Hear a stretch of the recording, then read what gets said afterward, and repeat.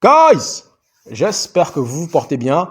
Aujourd'hui, nous allons parler de Kobe Mano, de Jadon Sancho, de la trêve internationale et bien évidemment, nous allons revenir sur le fait que notre cher club nous annonce tout bonnement une ridicule, mais vraiment banale augmentation de 5% sur les tickets à Old Trafford lors des 2 prochaines saisons.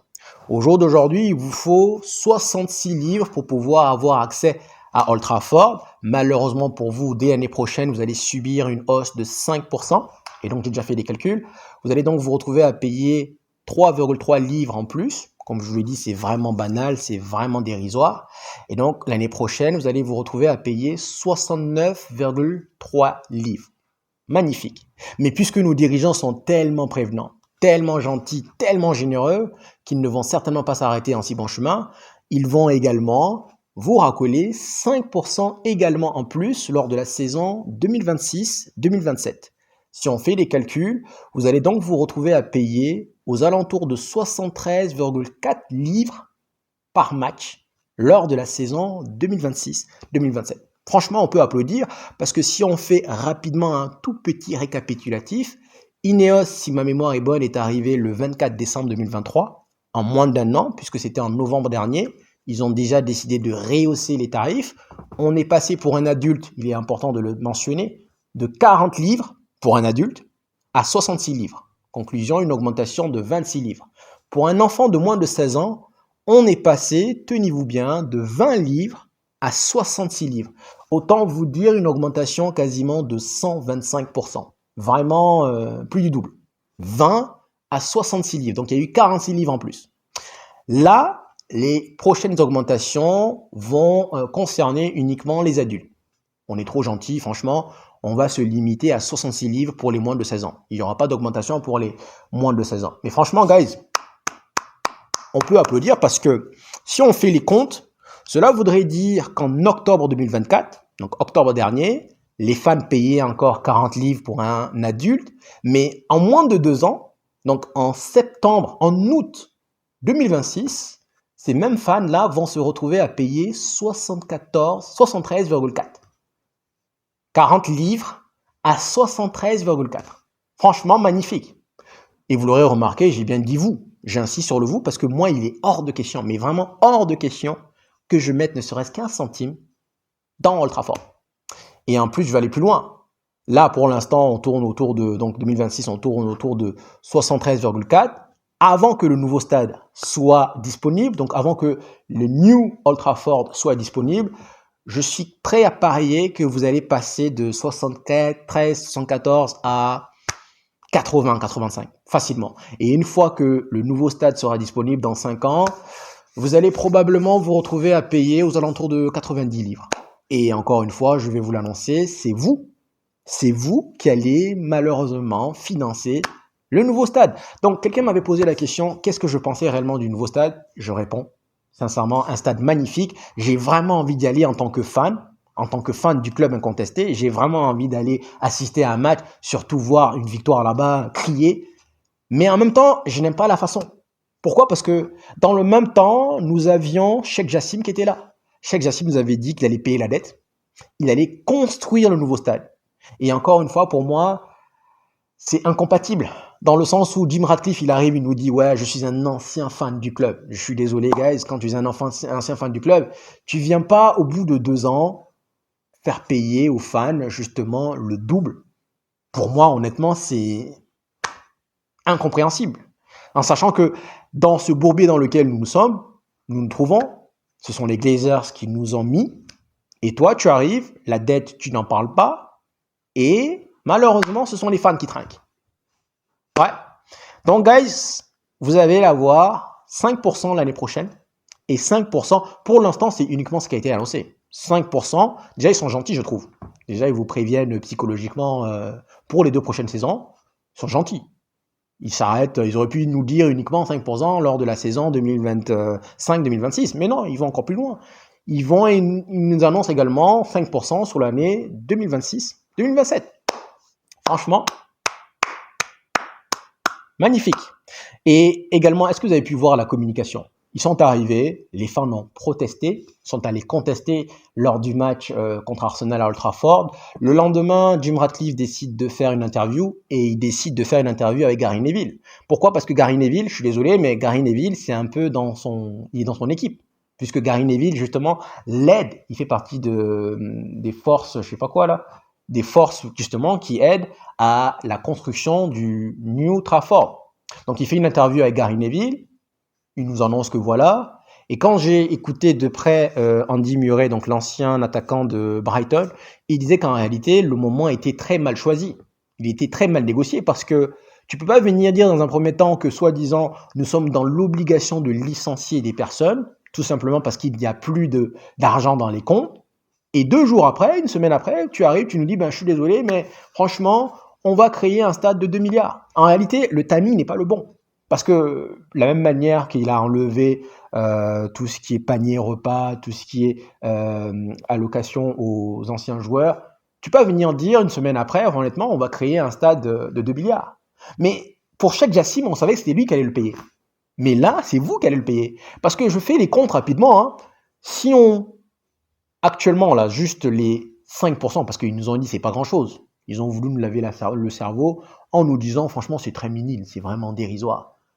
Si on prend que 3,3 livres par 75 000 en moyenne, ça fait par match 265 000 en plus par match. Ça, c'est juste pour l'instant. Donc, autant vous dire que il y aura à peu près, en moyenne, hein, s'il n'y a pas d'Europe, je vous dirais entre 24 à peut-être 29 matchs à Old Trafford. Il y en a 19 en championnat, peut-être 2 ou 3 ou 4 dans les coupes. Allez, donc on peut dire à peu près entre 24 et 29 matchs à Old Trafford donc l'année prochaine. Et si on prend 3,3%, enfin 3,3 livres, ça fait en moyenne 265 000 livres par match.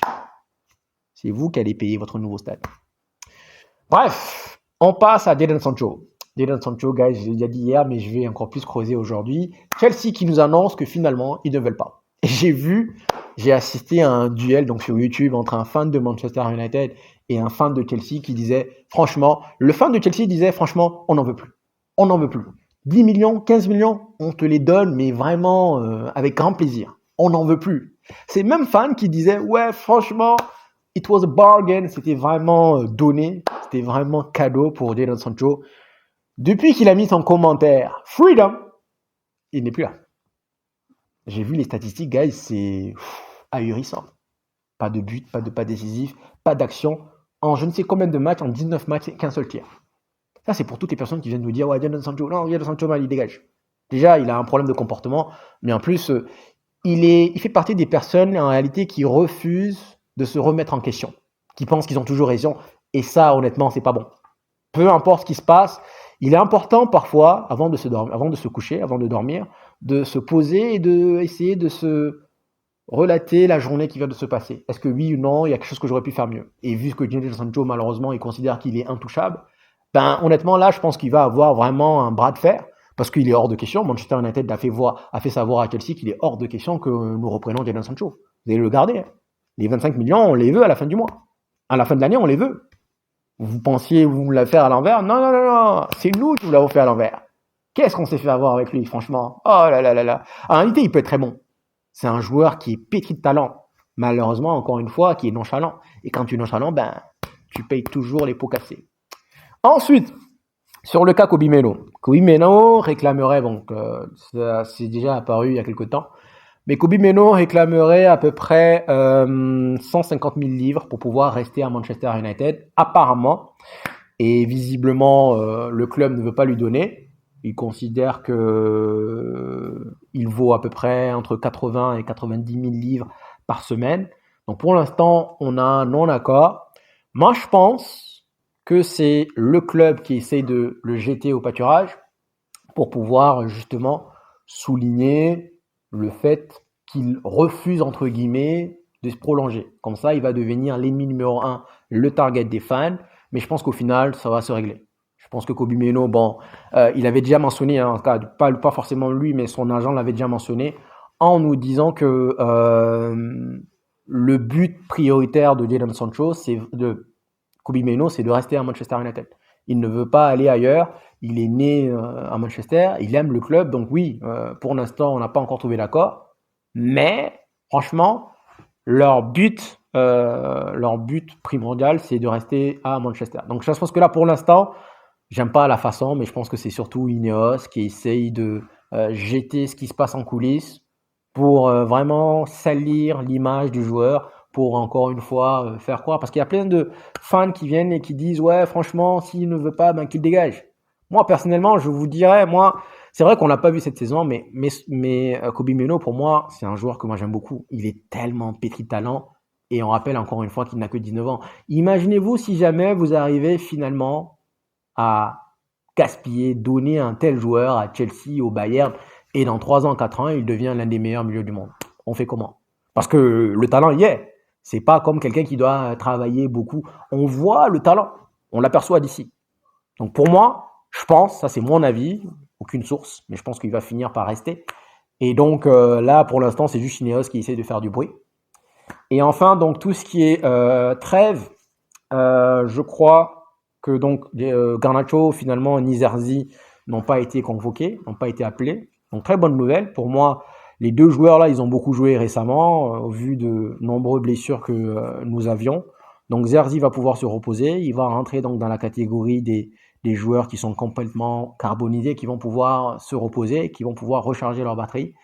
Et également, donc il y aura, j'ai vu qu'il y avait donc Højlund, il y avait Eriksen, il y avait donc en termes de chez les grands, donc Højlund, il y avait Dorgu, Danemark, il y avait Dalot, il y avait Bruno Fernandes, il y avait De Ligt, il y avait Mazraoui. Mazraoui, par contre, j'aurais bien voulu qu'il n'y aille pas. J'aurais voulu qu'il reste, même De Ligt, parce que ces deux-là également, ils ont enchaîné.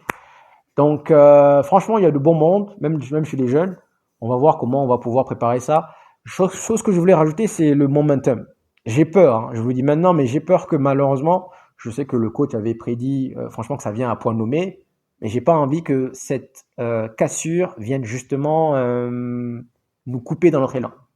On était là en mode genre, on a marqué 7 buts en 2 matchs. J'ai pas envie justement que au retour contre Nottingham Forest, on retrouve des joueurs qui sont un peu fatigués. Et comme il a mentionné, nous allons reconstruire du début. Ce qu'il a dit que quand des joueurs vont revenir, on va repartir, à zéro en réalité. C'est comme si ce qu'on avait fait, ben, ils auraient oublié et puis on repart. Et j'ai peur en réalité que cette cassure-là vienne un peu nous briser notre aile. La dernière fois, j'avais oublié d'énumérer une bonne partie de la communauté Les United. Cette fois-ci, je vais essayer de vous énumérer one by one. Donc, big up à vous tous. On commence donc par le Sénégal, qui est la plus forte communauté. Donc, Sénégal, Côte d'Ivoire, Togo, Bénin, Maroc, Algérie, Mali, Burkina Faso, Ouganda, Angola, Gabon, Cameroun, les deux Congos, Brazza et RDC, Angola, Afrique du Sud. Ensuite, il y a France, Belgique, Finlande, États-Unis, Canada, Argentine, Chine, Dubaï et Maurice. Je crois que j'ai fait le tour. Je crois que cette fois-ci, j'ai oublié personne. Si jamais tel est le cas, guys, je suis vraiment désolé. Faites-le moi parvenir en commentaire et je vous l'enverrai la prochaine fois. Merci beaucoup, guys. Donc, prenez soin de vous et je vous dis à la prochaine. Ciao.